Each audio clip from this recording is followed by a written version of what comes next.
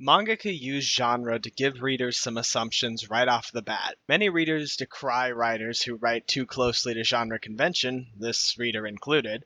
But there's value in setting your reader up for what they're going to experience later on, and there's a lot of value in having an entire history of a style to reference and lean back on. Issues can arise, however, when genres get muddled and the wrong crowd cracks open the wrong manga with the wrong mindset. For example, while it may look on the surface that Kakegurui runs in the same vein as Death Note, it's actually most interesting when read as a successor to the battle manga genre, like Naruto or Bleach. Kakegurui's individual gambling battles follow the typical structure of a battle manga fight. Each game gets its own miniature arc, and each one starts out with an expository period. We meet the villain, learn their goals, personality, and quirks, get some details on the pretense for the game, and move right along into the skirmish. Any world building or broader plot exposition typically goes here as well. Next, we're treated to an explanation of the next gambling game our characters will be betting their lives on. While this doesn't exactly happen in your average battle manga most of the time, it's directly comparable to an explanation of the opponent's powers we usually get at the start of the fight. Then the game begins in earnest, and we'll go into a bit more detail about that in a second. Finally, there's a reflection period where the consequences are explored and the next arc begins from step 1. This is, in broad strokes, how every fight in every shonen battle manga happens. Setup, fight, payoff, repeat. The battle genre takes the general arc structure and shrinks it down to a self-contained format in just the same way that Kakegurui does. The individual games each resemble a specific subgenre of shonen battle. This style is exemplified by all of the JoJo's Bizarre Adventure fights that have an external narrator, like Joseph vs. Straits, or the more obvious comparison, Jotaro vs. Daniel Darby. Like any great JoJo's fight, most of the battle happens in the heads of our heroes and villains. Take our first game between Mary Sadame, the Vegeta of the series, and the protagonist Yumenko Jabami in a game of vote, rock, paper, scissors. The rules are just simple enough to ease the reader into the game, but just esoteric enough to obscure our main character's route to victory. Every member of the class draws a rock, paper, or scissors on a card. Then the competitors each draw 3 of the cards at random and play a game of rock, paper, scissors with that hand. The early part of the game removes this from the competitor's headspace entirely, letting the audience avatar point of view character Ryota Suzui set the scene instead. As Yumenko continually wins low betting hands and loses the higher stakes hands, both she and Mary maintain the facade that this is all just a friendly game for a newcomer. But Ryota's panic as Yumenko's losses climb higher ground the scene and reminds us that if Yumenko flies too close to the sun, she could become the class slave. Ryota panics most of all as he himself became a pet in our introductory expository section. He knows exactly how much a bad gamble could cost our hero. Placing us in Ryota's headspace also separates us from Mary's or Yumenko's, which establishes the mystery of the game. Why is Mary so sure of her victories? Why does Yumenko continue to play despite the heavy losses she takes? Ryota knows about as much as we do about the latter, and he's never in the position to spill the beans about the former.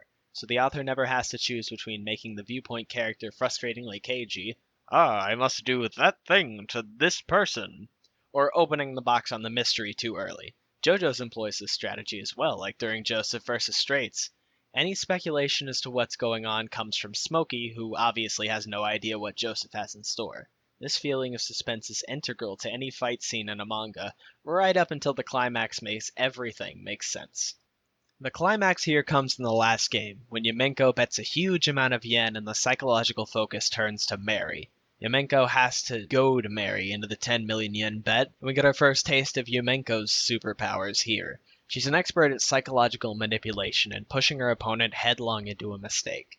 Mary, despite her better judgment, takes the high roller bet, and the reader moves into her headspace now. She explains her superpower. She owns half the class as slaves, and they split their votes between rock and paper, so paper wins or ties almost all the time, for the benefit of the audience, before Yumenko reveals that she knew all along the game was rigged, that every game before that one was there to learn the cheat.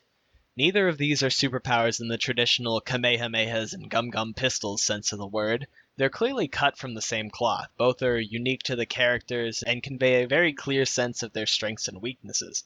Both are kept under wrap till the most dramatic moment, like the secret abilities of a really good enemy stand. The complicated Vote RPS game is just a vehicle to pit those two powers against each other, as if they were normal shonen battles that just happen to involve sitting at a table. Finally, like most JoJo's fights, it ends immediately in one single killing blow. I anticipate there will be two major rebuttals to the idea that Kakegurui is just a battle manga in a non-traditional setting. Actually, it's a suspense series, and actually, it's a death game. We'll tackle the suspense one first by comparing a pair of titans of each genre. Death Note and JoJo's Bizarre Adventure share a lot in common. Both shows have very cerebral showdowns, both have very high stakes, high suspense moments, neither are afraid to kill major characters. Despite sharing this core, both shows feel wildly different because of their structure.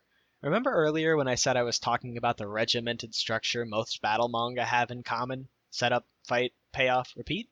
This critical difference is what allows these manga to have such wildly different tones. While Kira spreads death and mayhem as much as Dio or Cars or Kira, and while the stakes are similar, in Death Note the battle never stops. JoJo spends its setups and resolutions familiarizing the reader with the characters as people. JoJo's gives itself space to let Polnareff hit on girls, or let Joseph and Caesar argue about spaghetti or a bout of pigeon warfare, in between the next life or death situation. Even Death Note's lightest moments have an undercurrent of danger, and any goofy or humanizing moments are filtered through that lens.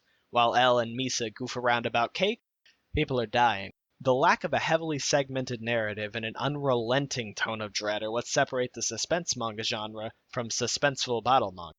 While Kakegurui may look like Death Note in terms of visuals, the tone shifts and overall backbone of the story look a lot more like JoJo's. As for talk of death games, the answer's simple. It's not a death game if nobody dies. While there are some narrative stakes, Kakegurui goes out of its way to show you nobody will die. Even the threat of slavery gets pretty well neutered around the time of the debt-switching game, where Yumenko chooses to remain a pet so she can have her match against the student council president. She faces very few repercussions ever as a pet, and even seems to get into it for a little while. Heck, most other characters don't face repercussions for being a pet either. Mary gets to boss Ryota around for most of the first chapter, and a side character later on has some problems, but that's all we really see of anyone facing negative consequences as a pet. The stakes just aren't high enough to count as a death game. That second misconception is the best explanation for why this genre discussion is important. Many people are going to see the cover or the poster for the anime and assume they're in for Death Note, or read the first few pages and expect Mirai Nikki, but it doesn't have the dread or the stakes to match up to either of those. I can't fault anyone for making this mistake, though. At the manga's lowest points, it seems like it tries to blur the lines and pretend it's a genre it clearly isn't. The mangaka ramps up the stakes with every fight, but they move much faster than the mangaka wants to commit. The student council members lose their power, but they don't really lose their power. Yumenko becomes a pet, but she never faces any consequences for it. The idol will lose her fans, but they accept her anyway. People bet with their lives, but nobody actually dies. For example, and if you haven't read it, this is a major spoiler for the end of the first arc, we have the fight between Yumenko and the student council secretary, Sayaka Igarashi.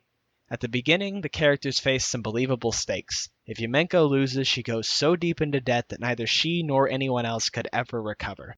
If Sayaka loses, she loses all contact with her idol, the student council president. The reader can easily believe in these stakes, at least on Sayaka's end, but the president herself arrives and muddles the mixture.